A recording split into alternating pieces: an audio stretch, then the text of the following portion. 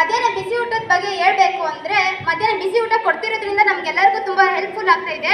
ಬೆಳಗ್ಗೆ ತಿಂಡಿ ಮಾಡಿರ್ತಾರೆ ಆ್ಯಂಡ್ ಪೇರೆಂಟ್ಸ್ಗೂ ಸಹ ಆಗಲ್ಲ ಬೆಳಗ್ಗೆ ಹೊತ್ತು ಎದ್ಬಿಟ್ಟು ತಿಂಡಿ ಎಲ್ಲ ಮಾಡಿಬಿಟ್ಟು ನಮಗೆಲ್ಲ ಕಳಿಸೋದಕ್ಕೆ.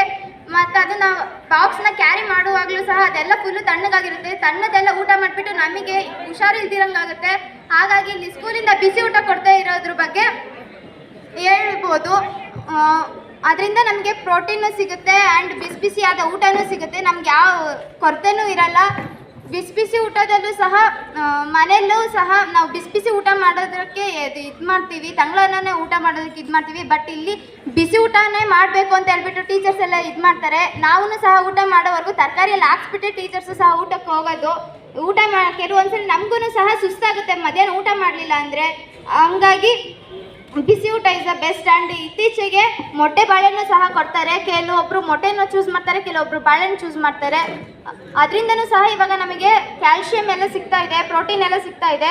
ಹಾಗಾಗಿ ಬಿಸಿ ಊಟನೇ ಮಾಡಿ. ಆದಷ್ಟು ಯಾರು ಬಾಕ್ಸ್ ತರೋದಕ್ಕೆ ಇದು ಮಾಡಬೇಡಿ. Thank you.